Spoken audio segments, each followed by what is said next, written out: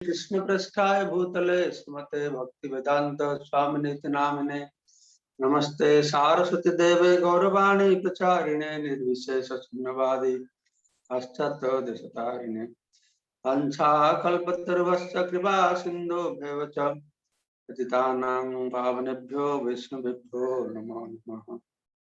जय श्री कृष्ण चैतन्य प्रभु नित्यानंद श्री अद्वैत गदाधर श्रीवासादि श्री गौर भक्त वृंद।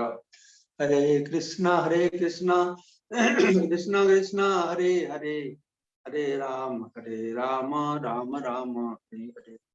मुखम करोति वाचालं पंगुलं हयग्रीं यत्कृपातमहं वन्दे परमानंद माधवम श्री गुरु दिनतरणं श्री चैतन्य ईश्वरम। আজকের গীতামৃত অনুষ্ঠানে সবাইকে স্বাগত জানাচ্ছি। এখন আমরা গীতা মাহাত্ম্য শ্রবণ করব। গীতাধ্যয়ন শীলস্য প্রাণায়াম পরস্য চ নৈব সন্তি হি পাপানি পূর্বজন্ম কৃতানি চ মল নির্মোচনম পুঞ্সাম জল স্নানম দিনে দিনে সকৃত গীতাম্ভসি স্নানম সংসার মলনাশনম। गीता सुगीता कर्तव्या किमन्नहि शास्त्र विस्तरै जा स्वयं पद्मनाभस्य मुख पद्माद् विनिश्रिता भारतामृत सर्वस्वं विष्णु वक्त्राद् विनिश्रितं गीता गंगोदकं पुनर्जन्म न विद्यते सर्वपरिहृतो गावो दुग्धा गोपालनन्दनः पार्थवश्च सुधीर्भोक्ता दुग्धं गीतामृतं महत् एकं शास्त्रं देवकी पुत्र गीतम् एको देव देवकी पुत्र एव एक मंत्रस्तस्य नमानि जानि कर्मापेक्षं तस्य देवस्य सेवा। हरे कृष्णा कृष्ण कृष्ण हरे हरे, हरे राम राम राम हरे हरे। ओम नमः भगवते वासुदेवाय, ओम नमः भगवते वासुदेवाय, ओम नमः भगवते वासुदेवाय। भगवद गीता द्वितीय अध्याय श्लोक नंबर 69। जानिषा सर्वभूतानां तस्यां जागर्ति संयमी यस्यां जागर्ति भूतानि सानिश्या पश्यतो मुनेः। समस्त जीवेर पक्षे जा रात्रि स्वरूप स्थितप्रज्ञ से रात्रिते जागरित थाके आत्मबुद्धिनिष्ठ आनंद के साक्षात अनुभव करे और जखन समस्त जीवेरा जेगे थाके तखन तत्वदर्शी मुनि निकट तारा रात्रि स्वरूप। तेईस श्लोके साधारण अर्थ देखते गेले আমরা যা বুঝবো যে স্থিতপ্রজ্ঞদের জন্য যেটা রাত, সাধারণ মানুষের জন্য এটা দিন। সাধারণ মানুষের জন্য যেটা রাত, স্থিতপ্রজ্ঞদের জন্য সেটা আছে দিন। তো আমরা সাধারণভাবে বলতে পারি যে যখন ভক্তরা তাড়াতাড়ি শুয়ে পড়ে রাত্র, তখন অভক্তরা কি করে জেগে থাকে 12টা-1টা পর্যন্ত জেগে মৌজ মজলিস ফুর্তি করতে থাকে। আর যখন যখন রাত্র সকালে ভোরবেলা ভক্তরা উঠে আদান ভজন করে তখন ওরা শুয়ে থাকে। তো এখানে আমাদের বুঝবার বিষয়টি হচ্ছে রাত্র মানে অন্ধকার, দিন মানে আলোক। তো কোনটা অন্ধকার কোনটা আলোক? শ্রুতিতে বলা হচ্ছে তমসা মা জ্যোতির্গময় অসতমা সত্যময়। তমসা অন্ধকার থেকে আলোকে আসে, অসৎ থেকে সত্যে আসে। তো অন্ধকার থেকে আলোকে আসে মানে কোন অন্ধকার? কোন আলো, তো সেই কথা বর্ণনা করে বলা হচ্ছে যে ভগবান বলছেন যে আলোক কিসের না জ্ঞানালোকে উদ্ভাসিত হতে হয়। প্রজ্ঞা স্থিত প্রজ্ঞা যারা স্থির বুদ্ধি তারা জ্ঞানালোকে উদ্ভাসিত হয়েছে। কোন জ্ঞানালোকে উদ্ভাসিত হয়েছে? দিব্য জ্ঞান, আত্মজ্ঞান, চিন্ময় জ্ঞান। দিব্য জ্ঞান, আত্মজ্ঞান, চিন্ময় জ্ঞান প্রাপ্ত হয়, সেটা তাদের জন্য দিন, আলোক, তাতে সবকিছু ঠিকভাবে দেখতে পাচ্ছে। কিন্তু যারা ভৌতিকবাদী সাধারণ মানুষ এই আত্মজ্ঞানটাকে অন্ধকার বলে মনে করছে। কেন না সেখানে তারা তাদের ঈপ্সিত তথাকথিত ইন্দ্রিয় সুখ প্রাপ্ত হচ্ছে না। তাদের সুখটি স্বপ্নের মতন, শুয়ে থেকে যেরকম স্বপ্নের সুখ পায়, সেই সুখে তারা তাকে আসল বলে মনে করছে, অসৎ সুখকে সৎ বলে মনে করছে। তা বলছে অসৎমা সৎগময়। যারা স্থিতপ্রজ্ঞ তারা সৎ বস্তুতে আনন্দ পায়, সাধারণ মানুষ অসৎ বস্তুতে আনন্দ পায়। বুদ্ধি, দুই প্রকারের বুদ্ধি কথা বর্ণনা করা হচ্ছে। এক রকমের বুদ্ধি হচ্ছে আত্মপ্রবণা। আত্মপ্রবণা মানে যে বুদ্ধিটা আত্মার দিকে ধাবিত, মানে আত্মাটা আত্মসর্বস্ব, সে বুদ্ধি। আর একটা হচ্ছে বিষয় প্রবণা, একটা হচ্ছে আত্মপ্রবণা, একটা বিষয় প্রবণা। বিষয় প্রবণতা কি না সেই বুদ্ধি, যেই বুদ্ধি বিষয় ভোগের প্রতি খুব আকৃষ্ট। প্রভুপাদ বলছেন এক ধরনের বুদ্ধিমান মানুষ ইন্দ্রিয় সুখ ভোগের উদ্দেশ্যে বৈষয়িক ব্যাপারে দক্ষ, তারা হচ্ছে বিষয় প্রবণা। আর অন্য ধরনের বুদ্ধিমানেরা আত্মানুসন্ধানী এবং তারা আত্মতত্ত্ব জ্ঞান লাভের চেষ্টা সদা জাগ্রত, তারা হচ্ছে আত্মপ্রবণা। যারা আত্মচেতনা জন্য সবসময় জাগ্রত থাকে তারা হচ্ছে আত্মপ্রবণা। তারা বিষয় সুখের জন্য সবসময় জাগ্রত থাকে, বুদ্ধিটা বিষয়ের জন্য লাগায়, খুব দক্ষ, তারা বিষয় প্রবণা। তো এই দুটো কথা আপনারা মনে রাখবেন, আত্মপ্রবণা জ্ঞান বা বুদ্ধি, আত্মপ্রবণা বুদ্ধি, বিষয় প্রবণা বুদ্ধি। তো যে বুদ্ধিটা আত্মপ্রবণা, মানে আত্মাকে দেখছে, স্থিতপ্রজ্ঞের জন্য সেটা তার জন্য আলোক, তার জন্য দিন, কিন্তু বদ্ধ জীবের জন্য এটা হচ্ছে রাত। বিষয়ী লোক, সাধারণ মানুষের রাত। ঠিক যেরকম একটা লোক সে রাত্রিরে শুয়ে থাকে, মানে কিছুই বুঝে না কি হয়েছে, শুয়ে পড়লে সব কিছুই বুঝতে পারে না। ঠিক সেইভাবে যে আত্মা মানে সাধারণ জড় জগতের জীব, তারা মোহিত অবস্থায়, তারা বুঝতে পারে না যে কিভাবে সেই চিন্ময় দিব্য জ্ঞান লাভ করা যাবে, তারা বুঝতে পারে না। কিন্তু যে স্থিতপ্রজ্ঞ অচলা বুদ্ধিপ্রাপ্ত, সে কি করে ওই রাত্রিরে জাগ্রত থাকে। রাত্রে জাগ্রত থাকে, তাতে কি করে না অচলা বুদ্ধির দ্বারা সে দিব্য আনন্দকে লাভ করে, যেটা ভৌতিকবাদীদের মতে, লোকেদের মতে এটা হচ্ছে অন্ধকার। কিন্তু সেই অন্ধকারের মধ্যে চিন্ময়বাদী বা স্থিতপ্রজ্ঞ সে কি করে না সে জাগ্রত থাকে, দিব্য আনন্দ অনুভব করে। কেন না, তার জ্ঞানটা আত্মাতে নিবিষ্ট।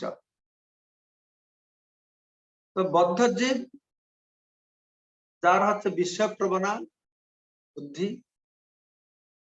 সেটা সবসময় জড় সুখের দিকে ধাবিত। তো জড় সুখের জড় বস্তুর প্রতি ধাবিত, সেই জন্য তাদের সুখটি কিরকম না, শোক, মোহ আর ভয় এর মধ্যেই তারা সবসময় মগ্ন থাকে। যখন স্থিতপ্রজ্ঞরা দিব্য আনন্দে অবস্থান করে, তখন জড়বাদীরা শোক, মোহ, ভয় ইত্যাদি তারা যেরকম ভাব সেই অবস্থাতে পড়েছে, তারা সরতে পারে না ঠিকভাবে।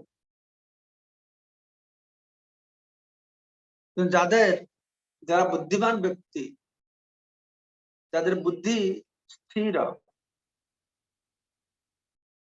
তারা এই প্রকার শোক, মোহ, ভয় অনুভব করেন। যেরকম সাধারণ মানুষরা অনুভব করে, তারা শোক, মোহ, ভয় অনুভব করে, এরা অনুভব করেন। কেননা তারা স্থিতপ্রজ্ঞ, তারা এই ভৌতিক সুখ বা দুঃখ প্রতি নিষ্প্রিয় থাকে, অনাসক্ত থাকে। তারা তাদের ইন্দ্রিয় মন নিয়ন্ত্রিত এবং ভৌতিক বস্তুর প্রতি অনাসক্ত। তারা কি করে, আমাদের আলোচ্য বিষয় হচ্ছে কিম প্রজেক্ট, কিভাবে ইন্দ্রিয়কে চালনা করে।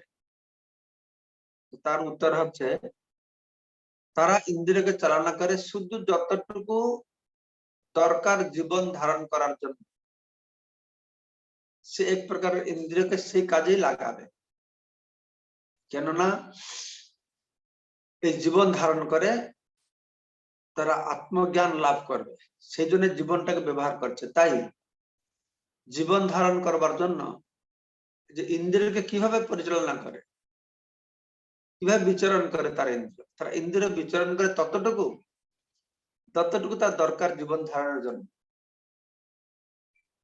তার ইন্দ্রিয় পরিচালনা করে ততটুকু যতটুকু কৃষ্ণ ভক্তিতে প্রয়োজন থাকে, ততটুকু।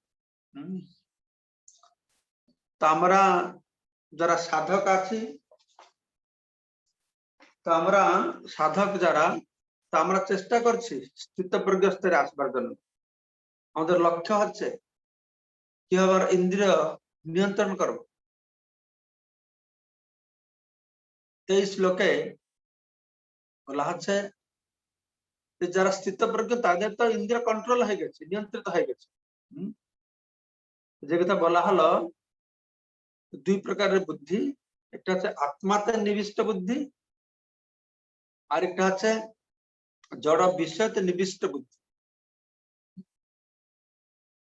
তো স্থিতপ্রজ্ঞ যাদের বুদ্ধি আত্মাতে নিবিষ্ট, সেটা সাধারণ জীবের জন্য রাত। তারা বলে, আরে সাধুরা কি করে রে, জীবনটায় কোনো আনন্দ পায় না, উপভোগ করে না, কত কষ্ট করে সে ভোর 4টায় উঠে। সাধুরা যে কি আনন্দ পায়, ভোর 4টায় উঠে স্নান করে, শুদ্ধ বস্ত্র পরিধান করে, ভজন কীর্তন আরতির সুন্দর গন্ধ, সুন্দর কথা শ্রবণ, তারা আনন্দে ডুবে থাকে। কিন্তু সাধারণ মানুষ কি করে, তাদের জন্য এটা রাত। ঠিক যেরকম কারণ তাদের কাছে আত্মজ্ঞান নেই।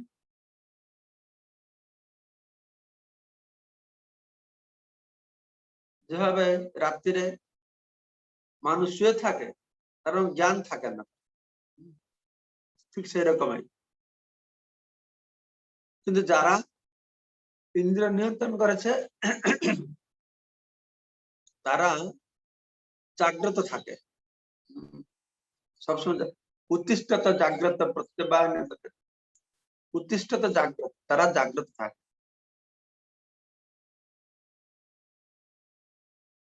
তারা আত্মাকে জানে, যে আত্মাকে বুদ্ধি দ্বারা জানা যায়, কিন্তু অন্যরা তারা জাগে, তাদের বুদ্ধিটা ভৌতিক বস্তুর প্রতি নিবিষ্ট থাকে। আর সে ভৌতিক আনন্দ, যে আনন্দ শোক মোহ ভয়তে পারা, সেটা তারা লাভ করে। এইভাবে এই শ্লোকে বর্ণনা করা হচ্ছে যে কিভাবে আমাদেরকে যারা স্থিতপ্রজ্ঞ, তারা তারা ইন্দ্রিয়কে পরিচালনা করে কিসের জন্য না, জীবন ধারণ করে, আত্মোপলব্ধির জন্য জীবন ধারণ করে, যতটুকু কাজ ততটুকু ইন্দ্রিয়কে প্রয়োগ করে। আরো তারা সবসময় ভগবান সঙ্গে ইন্দ্রিয়কে যুক্ত করে দিব্য আনন্দ লাভ করে। ভৌতিকবাদীরা, তাদের জন্য এটা রাত বলে প্রতীয়মান। তবে 70 নম্বর শ্লোকে বলা আছে, আপূর্যমানম অচলম প্রতিষ্ঠম সমুদ্রমাপ প্রবিশন্তি যদ্বৎ তদ্বৎ কামাদং প্রবিশন্তি সর্বে শান্তি মাপ্নোতি ন কাম কাম। যারা বিষয়কামী, কামনা বাসনা তাদের বহুত রয়েছে, তারা কখনো শান্তি লাভ করতে পারে না। আগে আমরা শুনেছি অশান্ত সুখম, তার বর্ণনা শুনেছি। তো শান্তি লাভ কারা করতে পারে? স্থিতপ্রজ্ঞ ব্যক্তি। তো স্থিতপ্রজ্ঞ ব্যক্তি তার ঠিক সমুদ্রের মধ্যে যত নদীর জল প্রবেশ করলেও সমুদ্র বিক্ষুব্ধ হয় না। স্থিতপ্রজ্ঞ ব্যক্তি যত ইন্দ্রিয় ভোগ তার সামনে আসুক না কেন, সে তাতে বিক্ষিপ্ত হয় না, ইন্দ্রিয় ভোগের প্রতি নিষ্ক্রিয় থাকে। তাই তার কর্তব্য অকর্তব্য দুটাই তার জন্য ঠিক আছে, সে করলে ভালো, না করলে ভালো, কারণ সে সবসময় কৃষ্ণ ভক্তির আনন্দ পড়ে থাকে। যারা স্থিতপ্রজ্ঞ হয়ে গেছে, যেহেতু তারা ভগবানকে ডুবে আছে, তাই আপাত দৃষ্টিতে তারা ভালো কাজ করছে, খারাপ কাজ করছে, ইন্দ্রিয় ভোগ করছে, ইন্দ্রিয় ভোগ করছে না, তার কোনো প্রভাব পড়ে না। এই একটা জিনিস। আরেকটা জিনিস, যারা স্থিতপ্রজ্ঞ নয়, তাদের মন স্থির নেই, কিন্তু ভগবত ভক্তি করছে, ভগবত ভক্তি করছে, প্র্যাকটিস করছে। তারা যদি কোনো সময় পূর্ব সংস্কার বশত, সঙ্গ দোষের জন্য কোন শাস্ত্র নিষিদ্ধ কর্ম করলো, তাতে অসুবিধা নেই। কেননা যেহেতু তারা ভক্তিমূলক সেবায় রয়েছে, তাই ভক্তিমূলক সেবা করতে করতে সে শাস্ত্র নিষিদ্ধ কর্ম করবার প্রবণতা দূর হয়ে যাবে, তার মন স্থির হবে, স্টেডিনেস আসবে। তাই ভক্তি যোগ, যারা স্থিতপ্রজ্ঞ তারাও ভক্তিতে রয়েছে, যারা স্থিতপ্রজ্ঞ নয় তারাও যদি ভক্তি করে, দুইজনের জন্য সুফল হচ্ছে। যারা ভক্তি করছে স্থিতপ্রজ্ঞ হয় না, তাদের মধ্যে সেজন্য বলা আছে, তাদের মধ্যে কোন কুকর্ম, শাস্ত্র নিষিদ্ধ কর্ম বা সকাম কর্ম যা কিছু মাঝে মাঝে দেখা দিলেও সাধুরেব সমন্তব্য সমগ্র বসতে অপিচ ক্ষুদ্রাচার ভজতে মাং অনন্য ভাগ। সে ভগবানের অনন্য ভক্ত, কিন্তু পূর্ব কর্ম ফলে কখন কখন একটু পূর্ব সংস্কার ফলে অবাঞ্ছিত কর্ম করে থাকে। তো বলা আছে, যে কেউ ভক্তি যোগে যুক্ত হয়, ভগবান সঙ্গে যুক্ত হয়, সে মায়া থেকে মুক্ত হয়ে যায়। তো ভগবান সঙ্গে যুক্ত হলেই যে মায়া মুক্ত হয়, কৃষ্ণ সূর্য সম মায়া হয় অন্ধকার, যাহা কৃষ্ণ তাহা নাই মায়ার অধিকার, সে মুক্ত হয়ে যায়, তাহলে পাপ কর্ম করবে কেন? অবাঞ্ছিত শাস্ত্র নিষিদ্ধ কর্ম করবে কেন, সকাম কর্ম বা করবে কেন, হ্যাঁ সে শুধু ভগবত কর্ম করবে। কেন করবে শুনো ভালো, প্রভুপাদ বলছেন এটা পাখা চলছে, পাখা ঘুরছে, তো পাখাটা ঘুরছে কি করে, হ্যাঁ ইলেকট্রিক কানেকশন আছে বলে। তো আমি সুইচটা অফ করে দেবো, ইলেকট্রিক কানেকশন নেই, পাখাটা কি বন্ধ হয়ে যায় ফট করে? না, ইলেকট্রিক কানেকশন না থাকলেও পাখাটা ঘুরতে থাকে, কুসুম ঘুরতে থাকে। ঠিক সেই রকম কেউ ভক্তিযোগ অবলম্বন করলেও পূর্ব সংস্কার বশত তার মধ্যে কোনো কোনো সময় এই বিভিন্ন প্রকার অবাঞ্ছিত কর্মের প্রবণতা দেখা যায়, কিন্তু সে ভক্তি করতে করতে আস্তে আস্তে সেই প্রবণতাগুলি দূরীভূত হয়ে যাবে। তো সেক্ষেত্রে বলা আছে যার স্থিতপ্রজ্ঞ তারা কোনো সময় ক্ষোভিত হয় না। বিহায় কামান যশর্মান পুমান চরতি নিষ্প্রিয় নির্মম নিরহংকার শান্তিম অধিগচ্ছতি। পুমান চরতি নিষ্প্রিয়, কিম ব্রজেত, কিভাবে চলেন, কিভাবে আচরণ করেন, সে কথা বলা হচ্ছে। কিভাবে বিচরণ করেন, পুমান চরতি, তার ইন্দ্রিয়কে কিভাবে পরিচালনা করছে, কিভাবে না নিষ্প্রিয়, ভালো মন্দ সুখ দুঃখ ইন্দ্রিয় ভোগ ত্যাগের প্রতি নিষ্প্রিয় হয়। যা বিহায় কামান সর্বান, সমস্ত প্রকার কাম, কামান মানে কামনা বাসনা, কামনা বাসনা মানে নিজের ইন্দ্রিয় তৃপ্তির কামনা বাসনাকে পরিত্যাগ করে। নির্মম, নির্মম মানে মমতা বুদ্ধি শূন্য, এটা মোর, এটা আমার, এটা আমার, এটা আমার, এই বুদ্ধি শূন্য হয়েছে। নিরহংকার মানে আমি কত, আমি আর আমার। নির্মম নিরহংকার মানে আমি আর আমার, এই বুদ্ধি থেকে যে মুক্ত হয়েছে। আমি আমার, মমত্ব বুদ্ধি, আমিত্ব বুদ্ধি, মমত্ব বুদ্ধি, এইখান থেকে মুক্ত হয়। সে কি করে না বিচরণ করে। কিম ব্রজেত, কিম ব্রজেত না জড় বিশ্বের প্রতি নিষ্প্রিয়, আমি আমিত্ব ভাব শূন্য হয়ে সে বিচরণ করে। কথা হচ্ছে এগুলি সব করবার জন্য, সব করতে সামর্থ্য অর্জন করতে হলে একমাত্র উপায় আছে যে ভগবত ভক্তি করতে হবে, ভগবান সঙ্গে যুক্ত থাকতে হবে। ভগবান সঙ্গে যুক্ত থাকলেই এই সমস্ত সমস্যাগুলি সমাধান হবে, যথার্থ সদ্গুণাবলী প্রকাশিত হবে। যশাস্তি ভক্তি ভগবত্য কিঞ্চনা সর্বৈ গুণৈস্তত্ত্ব সমাসতে। ভগবানের ভক্ত হলে সমস্ত দিব্য গুণাবলী আস্তে আস্তে আস্তে আস্তে তার মধ্যে প্রকাশিত হবে। শ্রদ্ধা রতির ভক্তির অনুক্রমের সাথে ক্রমে ক্রমে এটা লাভ করা যাবে। তো নিষ্কাম হওয়ার অর্থ নিজের ইন্দ্রিয় তৃপ্তির জন্য কোনো কিছু আকাঙ্ক্ষা না করে।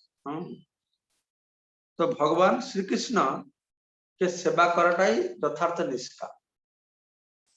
আমরা যা কর্ম করি যদি ভগবানকে না দেয় তাহলে কর্মফলটা ভোগ করতে হবে। এইভাবে এই অধ্যায়ের শেষ শ্লোকে বলা হচ্ছে এষা ব্রাহ্মী স্থিতি পার্থ নৈনাং প্রাপ্য বিমুহ্যতি স্থিত্বা স্থিত্বা অস্যাম অন্তকালে अपि ब्रह्म निर्वाणम गच्छति। ब्रह्म निर्वाणम ऋच्छति মানে সে দিব্য স্তর লাভ করেন, দিব্য স্তর লাভ করেন। এসা ব্রাহ্মী স্থিতি, এই চিন্ময় স্থিতি, এই ব্রাহ্মী স্থিতি মানে চিন্ময় দিব্য স্তর লাভ করে। এইভাবে সে দিব্য স্তর লাভ করে। না এনং প্রাপ্ত বিমুহতি, যারা এই দিব্য স্তর লাভ করে তারা মোহিত হয় না, তারা মোহপ্রাপ্ত হয় না। মোহ মানে কোন কার্য করণীয় কোনটা অকরণীয় এই বিচার বুদ্ধি শূন্য হয় না, মোহিত হয় না। তো স্থিত্ব অশ্যাম, এই অবস্থায় সে স্থিতি থেকে জীবনের অন্তিম সময়ে অন্তকালে জীবনের অন্তিম সময়ে এই স্থিতি লাভ পূর্বক তিনি কি করেন না জড় বন্ধন থেকে মুক্ত হয় ভগবত ধামে প্রবেশ করে ব্রহ্ম নির্বাণম ইচ্ছতি।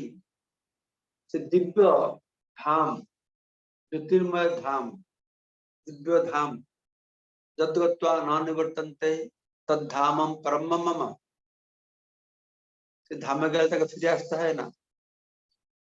মাম উপেত্য তু কুন্তে পুনর্জন্ম ন বিদ্যতে। হে কুন্তি পুত্র অর্জুন, আমাকে লাভ করলে তোমাকে আবার এই ভৌতিক জগতে ফিরে আসতে হবে না।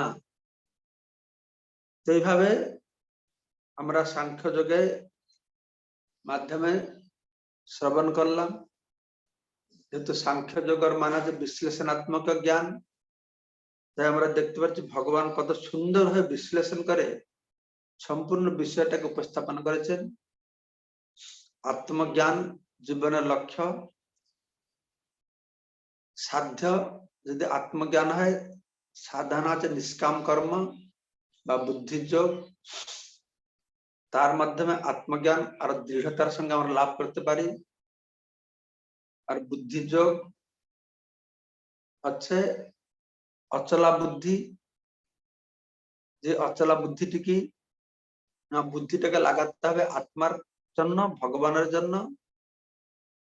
যে বুদ্ধি দিয়ে মনকে নিয়ন্ত্রণ করে আমরা সমস্ত ইন্দ্রিয়গুলিকে ভগবানের সেবায় লাগাতে পারি।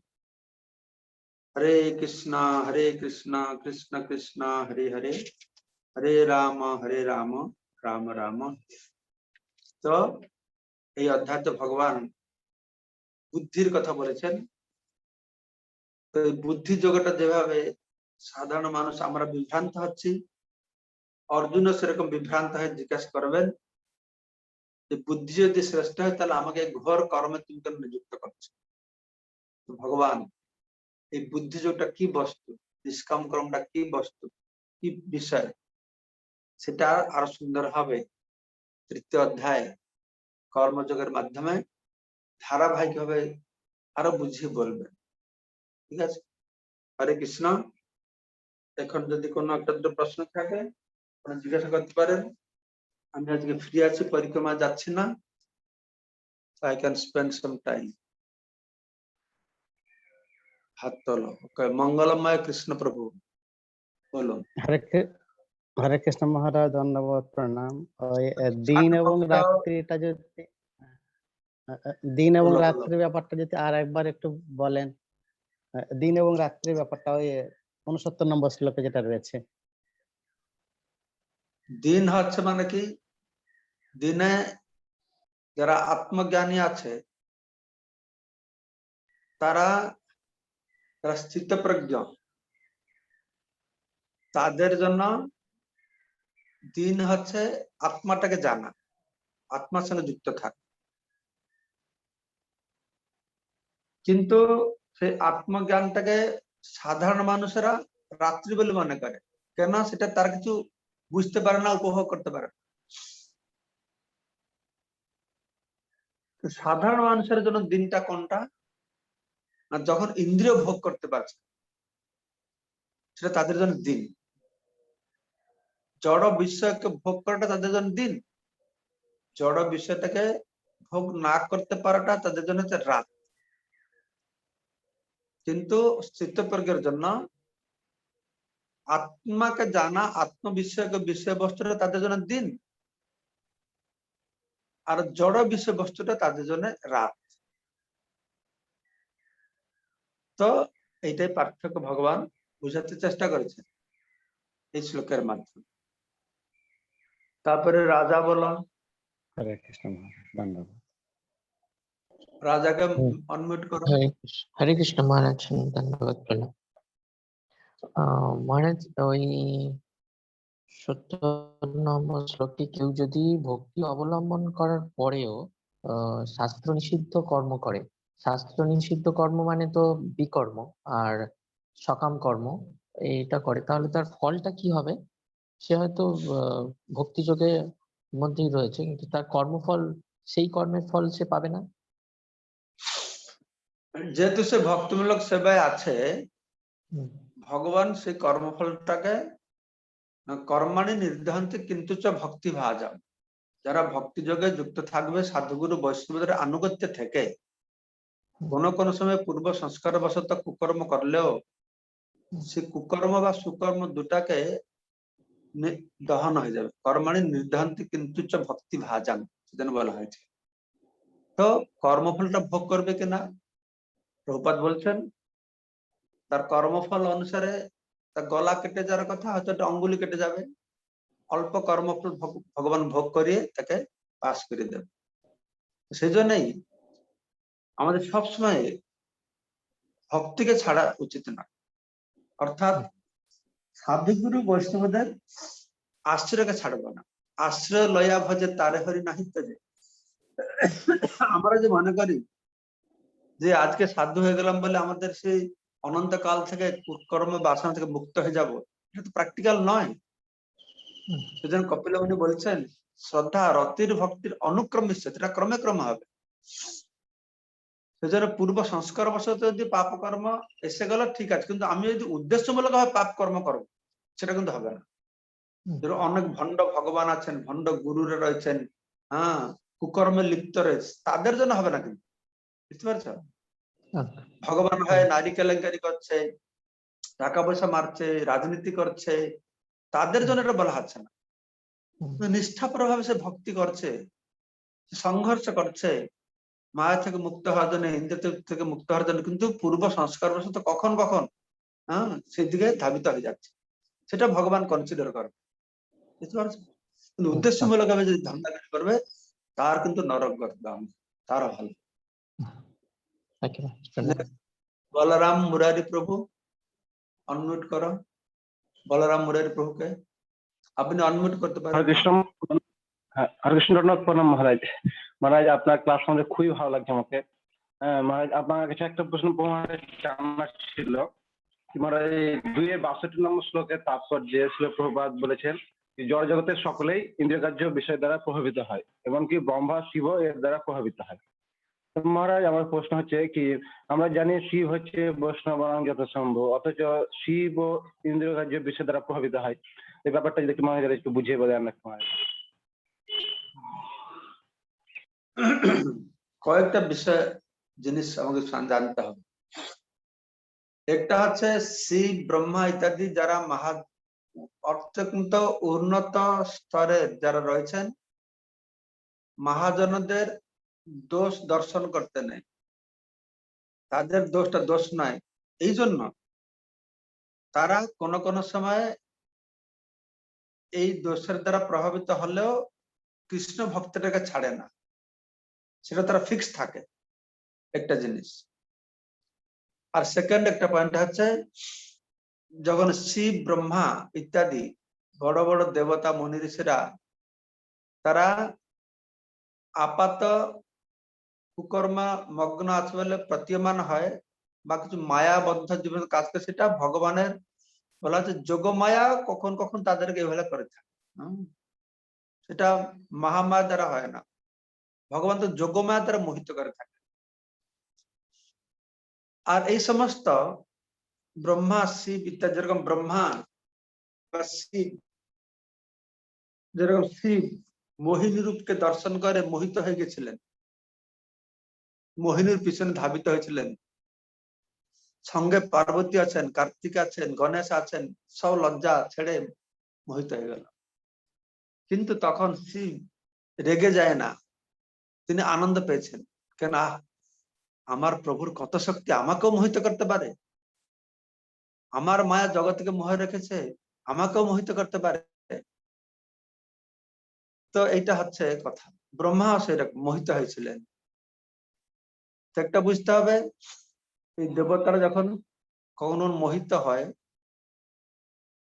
সেটা ভগবানের মহিমাকে বাড়াতে সাহায্য করে, ভগবানের কোন বিশেষ উদ্দেশ্য সাধনের জন্য তার শুদ্ধ ভক্ত উন্নত তাদেরকেও মোহিত বলে এরকম দেখা যায়। তো সেজন্যই যেরকম আরো অনেক সময় দেখা যায় যারা তারা যথার্থ মায়া মোহিত নয়, আমরা যেভাবে মায়ের মোহিত সেরকম নয়, কিন্তু ভগবানের ইচ্ছায় কখনো ভগবান চিন্তার অতটা মগ্ন থাকে, এরকম কার্যকলাপ দেখা যায়। সেরকম নিত্যানন্দ প্রভু অবধূতের মতন কার্যকলাপ করতেন। এটা তারপরে শাস্ত্রে এটা বলা হচ্ছে যে আব্রহ্ম স্তম্ভ পর্যন্ত সর্বজগৎ মায়াময়। এটা ঘাস থেকে শুরু করে ব্রহ্মা পর্যন্ত সবাই ভগবানের মায়া শক্তি দ্বারা পরিচালিত।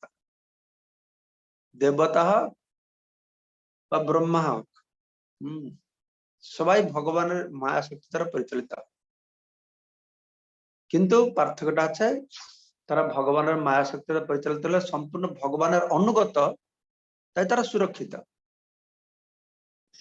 ব্রহ্মা যখন ভগবান বললেন ব্রহ্মাকে তুমি জগৎ পরিচালনা করো, ব্রহ্মা বললেন না না আমি মায়াতে পড়ে যাব, এই বড় রিস্কি কাজ আছে, বড় পজিশন দিয়েছ, না না তুমি করো, আমার আমার নির্দেশ পালন করো, আমি তোমাকে রক্ষা করো।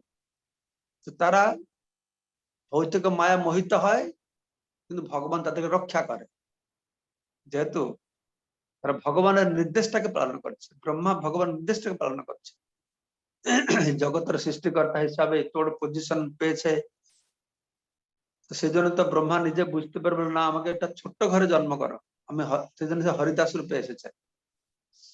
তো এই জন্য কখন কখন কখন কখন নয়, শাস্ত্রে বলা আছে, সে দেবতারা বড় বড় দেবতা বুঝ্যন্তি যত সুরায়, ভাগবতের প্রথম শ্লোকে বলা আছে যে বড় বড় দেবতারা মুনি ঋষিরা মোহিত হয়, তারাও মায়া মোহিত হয়, এটা স্বাভাবিক এই জগতে। রাজীব দাস প্রভু। হরে কৃষ্ণ মহারাজ, দণ্ডবত প্রণাম। বলুন। হরে কৃষ্ণ মহারাজ। হ্যাঁ মহারাজ, আমি এখানে একটা বিষয় বুঝতে পারিনি, অচলা ভক্তি আর সচলা ভক্তি যে বলছেন ওটা একটু যদি বুঝিয়ে বলেন মহারাজ, আমি ওই জিনিসটা ক্লিয়ার করে বুঝতে পারিনি মহারাজ। কি অচলা ভক্তি সচলা ভক্তি? অচলা ভক্তি আর মহারাজ আরেকটা কি যে ভক্তি নিয়ে কথা বলছেন ওইটা আমি ক্লিয়ার বুঝতে পারিনি মহারাজ। আমি তো বলি না অচলা ভক্তি সচলা ভক্তি, কোন বল? মহারাজ এই যে অচলা ভক্তি শ্লোকের মধ্যে সচলা ভক্তি, অচলা বুদ্ধি। অচলা বুদ্ধি, অচলা বুদ্ধি মানে নিশ্চলা স্থির বুদ্ধি, স্থিত অচলা প্রজ্ঞ। বুদ্ধি মহারাজ। অচলা বুদ্ধি মানে স্থির বুদ্ধি, তা বুদ্ধি বিক্ষেপ হয় না, স্থিত প্রজ্ঞ। সে তার বুদ্ধি দিয়ে ইন্দ্রিয়কে নিয়ন্ত্রণ করে কাম কর্ম করে, ভগবত অর্পিত কর্ম করে, তার বিচার বিবেক বুদ্ধি ঠিক থাকে, তাকে বলে অচলা বুদ্ধি। সে হচ্ছে ব্যবসায়িক বুদ্ধি। ব্যবসায়িক বুদ্ধি এক স্থির, সে এটা পাবে সেটা পাবে, এখানে দৌড়াবে সেখানে না, একমাত্র ভগবান কৃষ্ণ, এটাকে বলে অচলা বুদ্ধি। যার অচলা বুদ্ধি নেই, বহু শাখায় অনন্ত অব্যবসায়িক বা অব্যবসায়িক বুদ্ধি, ব্যবসায়িক বুদ্ধি না, বহু শাখা, বহু আশা, বহু ভোগের আশা থাকে, তাদেরকে বুদ্ধিকে বলা হচ্ছে অব্যবসায়িক বুদ্ধি। সেটাকে তুমি বলতে পারো সচলা বুদ্ধি, যেখানে সেখানে চলছে, এভাবে হতে পারে। অচলা বুদ্ধি বা স্থিত প্রজ্ঞ, স্থির বুদ্ধি। ঠিক আছে, আর কোন প্রশ্ন আছে? বক্সে মহারাজ একটু লেখা আছে, কৃষ্ণ রঞ্জন প্রভু লিখছেন। হ্যাঁ বলুন। চ্যাট বক্সে মহারাজ লেখা, চ্যাট বক্সে লেখা আছে, আমার চ্যাট বক্সটা খুলছে না কেন? আমি বলছি মহারাজ, কৃষ্ণ রঞ্জন দাস প্রভু লিখছেন যে kindly say the reference of the verse again when one engaged in devotional service, all good qualities automatically manifest. এটাকে একটু এক্সপ্লেন করতে বলছে। Kindly say the reference of the verse again. When one engages in devotional service, all good qualities automatically manifest. जस्यास्ति भक्ति भगवत्या किंचना सर्वै गुणैः तत्र समासते सुरा। जस्या अस्ति भक्ति भगवत्या किंचना, जार भगवाনের প্রতি অকিঞ্চন নিষ্কিঞ্চন ভক্তির উদয় হয়েছে, তার মধ্যে সর্বৈ গুণৈঃ তত্র সমাসতে সুরাহ, সমস্ত দিব্য গুণাবলী দেবতা গুণাবলী বলে প্রকাশিত হবে। হরাব অভক্তস্য কুত মহৎ গুণঃ, যে হরির ভক্ত নয় তার কি মহৎ গুণ আছে, তার মহৎ গুণের কোন দাম নেই। হরাব অভক্তস্য কুত মহৎ গুণ, মনোরথে না আসতি ধাবতি বলে, তারা মনোরূপক রথের উপরে আরোহণ করে নিজের বিনাশের জন্য বাহিরের দিকে দৌড়াতে থাকে। দৃষ্টান্ত হচ্ছে হিরণ্যকশিপ, বড় যোগী ছিল, বড় তপস্বী ছিল, বড় জ্ঞানী ছিল, তা সত্ত্বেও যদি সে ভগবানের ভক্ত ছিল না, তাই তাকে অসুর বলা হচ্ছে। তো যে ভগবানের ভক্ত হবে তার মধ্যে আস্তে আস্তে সমস্ত সদ্গুণাবলী গুলি প্রকাশ পাবে। বৈষ্ণবের 26টি গুণাবলী আছে, শান্ত দান্ত কি কি অনেকগুলো আছে। আর একটা আছে কৃষ্ণৈক শরণম। যদি কার মধ্যে 24টা ভালো গুণ থাকে, ভৌতিক জগত এই গুণগুলি বহুত লোকের মধ্যে রয়েছে। তারা কৃপালু রয়েছে, তারা শান্ত রয়েছে, ধীর রয়েছে, সব আছে। 24টা ভালো গুণ না, 24টা না, 25টা ভালো গুণ আছে, কৃষ্ণৈক শরণম নেই, তাহলে সেগুলো সব বেকার। কিন্তু কৃষ্ণৈক শরণম, তাহলে তার মধ্যে সমস্ত সদ্গুণাবলী তো প্রকাশিত হবে। আর যদি কোন সদ্গুণাবলী বাহ্যিকভাবে প্রকাশিত না হয়, তবুও সে শ্রেষ্ঠ। যে কৃষ্ণৈক শরণম, দেখা যায় সে খুব রেগে যাচ্ছে, সে খুব লোভী, তাও সে ভালো। কৃষ্ণৈক শরণম নয়, শান্ত ধীর লোভী নয়, রেগে যাচ্ছে না, তাতে কোনো দাম নেই। কোন কোন সময় দেখা যায় উন্নত ভক্তরা রেগে যায়। আমরা যারা নিকৃষ্ট হয়ে কিরকম ভক্ত রেগে গেল, হ্যাঁ না, এইরকম দেখে বোঝা যাবে না। যারা উন্নত লোক তারাই বুঝতে পারবে, তাদের শ্রবণ কীর্তন ভগবত ভক্তির নিষ্ঠা থেকে সে কত ভালো ভক্ত, উন্নত, সেখান থেকে বুঝবে। কেউ রেগে গেল, কেউ একটু খারাপ কথা বলে, এক রকমের বিচার মাধুর্য কাদম্বিনীতে বর্ণনা করা হয়েছে।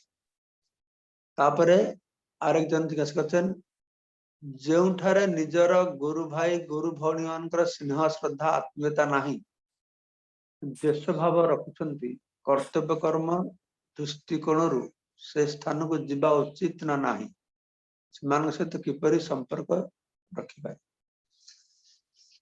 ଆମର ତ ସମସ୍ତଙ୍କ ସାଙ୍ଗରେ ଭଲ ସମ୍ପର୍କ ରଖିବା ଦରକାର, ଶତ୍ରୁ ସାଙ୍ଗରେ ବି ଭଲ ସମ୍ପର୍କ ରଖିବା ଦରକାର। ଆଉ ଭକ୍ତର କଥା କଣ କୁହାଯିବ, ଆମର ଗୁରୁ ଭାଇ ଭଉଣୀ ମାନଙ୍କ କଥା କଣ କୁହାଯିବ। କୌଣସି ଗୁରୁ ଭାଇ ଭଉଣୀ ଯଦି ଆମକୁ ନ ବୁଝି ପାରିକି ଆମ ପ୍ରତି ସ୍ନେହ ଶ୍ରଦ୍ଧା ନାହିଁ, ତାଙ୍କର ନଥାଉ, ଆମର ସମସ୍ତଙ୍କ ପ୍ରତି ସ୍ନେହ ଶ୍ରଦ୍ଧା ରହିବ, ଆତ୍ମୀୟତା ଭାବ ରହିବ। ଆମର ତ ଜୀବ ମାତ୍ରେ ସମସ୍ତଙ୍କ ପ୍ରତି ଆତ୍ମୀୟତା ଭାବ ରହିବ, ଜୀବ ମାତ୍ରେ ହିଁ। ଜାନି ତାତେ କୃଷ୍ଣ ଅଧିଷ୍ଠାନ, ପ୍ରତିଟି ଜୀବର ହୃଦୟରେ କୃଷ୍ଣ ଅବସ୍ଥାନ କରୁଛନ୍ତି। ପ୍ରତିଟି ଜୀବାତ୍ମା କୃଷ୍ଣଙ୍କର ଅଂଶ, ମାମାଏବ ଅଂଶ, ଜୀବଲୋକେ ଜୀବଭୂତ ସନାତନ। ତାହେଲେ ଆମ ଅବଶ୍ୟ ସମସ୍ତଙ୍କ ପ୍ରତି, ଆମର ସମସ୍ତଙ୍କ ପ୍ରତି ସ୍ନେହ ଶ୍ରଦ୍ଧା ରହିବ। କିନ୍ତୁ ଗୋଟେ କଥା ଯେ ଆମେ ସାଧନ ଭଜନ କରୁଛେ, ସବୁବେଳେ କୁହାଯାଉଛି କଣ ଯେ ମାଧୁର୍ଯ୍ୟ କାଦମ୍ବିନୀ ବର୍ଣ୍ଣନା କରାହେଇଛି, ଯାরা ସ୍ନେହଶୀଳ ଭକ୍ତ ମାନଙ୍କ ସାଙ୍ଗେ ରହିଲେ ଭଲ, ଭକ୍ତିର ଆମର ଉନ୍ନତି ହବ। ଆମେ ଗୋଟେ ପରିବେଶରେ ନିଜକୁ ରଖିବା ଯୋଉଠି ପରସ୍ପର ପ୍ରେମମୟ ସମ୍ପର୍କ ରହିଛି, ଭଲ ବୁଝାମଣା ରହିଛି, ସ୍ନେହ ଭାବର ଆଦାନ ପ୍ରଦାନ ରହିଛି। ସେଇ ଅବସ୍ଥାରେ ରହିଲେ आम भक्तिर पुष्टि साधन कर परिबा सेति कहे आदौ श्रद्धा तथा साधु संग ए साधु संग रे कहा जाय सजातीय स्नेह परायण साधु संग करबा सजातीय निज जातिर हाँ विजातीय साधु संग लाभ जोगीरा तो साधु कर्मीरा साधु कर्मकांडी जरा करे ज्ञानीरा साधु कि से साधु भक्त करबे ना से साधु संग भक्त करबे ना विजातीय साधु और आमादेर जन जरा राम भक्त आছেন जरा नारायण भक्त आছেন ताराও साधु तारा भक्त কিন্তু আমরা শুধু কৃষ্ণ ভক্তের সঙ্গ করি হ্যাঁ তো এইভাবে সজাতীয় স্নিগ্ধ হ্যাঁ বলা সজাতীয় স্নিগ্ধ সঙ্গ করবে নিজ জাতির স্নেহ পরায়ণ লোক মান সঙ্গে রহিলে আমরা ভক্তি মানে উন্নতি করি পারিবা ओके আর দুটো নাম আসছে কৃষ্ণ ব্রজরঞ্জন आपन प्रश्न उत्तर पाइले कृष्ण ब्रजरंजन अनम्यूट करंतु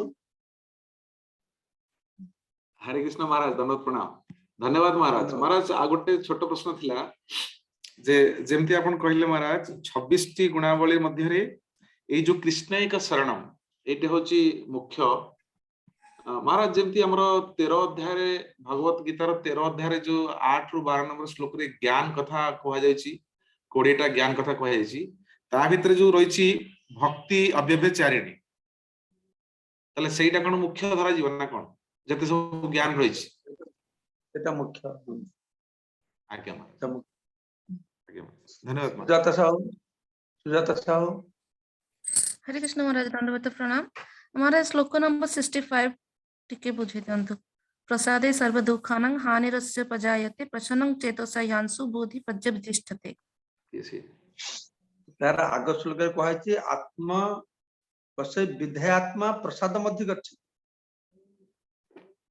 विधेयात्मा संयत चित्त मनुष्य जो माने प्रिय वस्तु प्रति आसक्त नुहंती अप्रिय वस्तु प्रति विद्वेष भाव नाही एई भाव रे से इंद्रिय को परिचालना करछंती एई भाव इंद्रिय को परिचालना करले प्रसाद मध्य गच्छ से भगवान कर अहेतुक कृपा पाइबो ए प्रसाद दुईटा अर्थ कहछि भगवान का अहेतुक कृपा और स्टेडी माइंड स्थिर मन स्थिर हो एक तो कह जाय ठीक है मैं आस खाइबो से एई श्लोक बोला होजी अरे के क्या बोलते कृष्ण ब्रजरंजन प्रभु म्यूट करो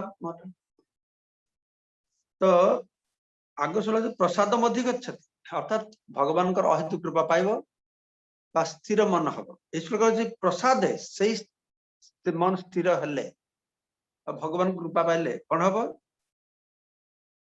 सर्व दुख हानि अस्य उपजाए तार समस्त दुख भौतिक दुख हानि हम अर्थात भौतिक दुख द्वारा से प्रभावित हबन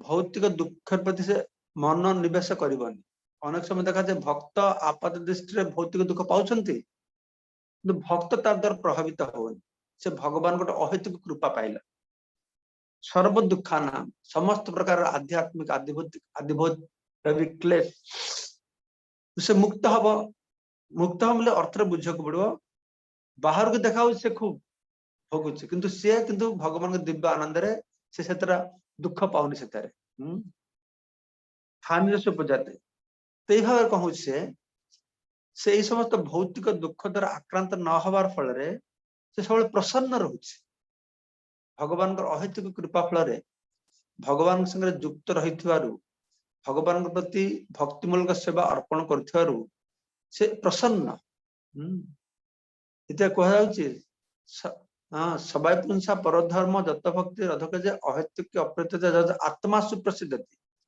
से प्रसन्नता लाभ करुछि और एवं प्रसन्न मनस भगवत भक्ति जगत भगवत तत्व विज्ञान मुक्त संग से जाए एवं प्रसन्न मनस प्रसन्न चित्त सही आसु चित्त प्रसन्न है आ चित्त प्रसन्न हले की है ना तार बुद्धि पर्यवतिष्ठते तार बुद्धिटा स्थिर है तार बुद्धि यार साड़ जीवन अविचलित हरे बुद्धि और फोकस फल है भाव। हाँ ये कथा वर्णना कर। और प्रश्न अच्छे किसी? Any other question? नहीं? ओके ठीक है जी। 7:30 बजीगला। काली हम मैंने तृतीय अध्याय आरंभ करवा। आपण जदि चाहते तृतीय अध्याय टिके पढ़ी के आसीबे 4-5टा श्लोक। तार उपरे तृतीय अध्यायटा ये अध्याय टिके कठिन थिला।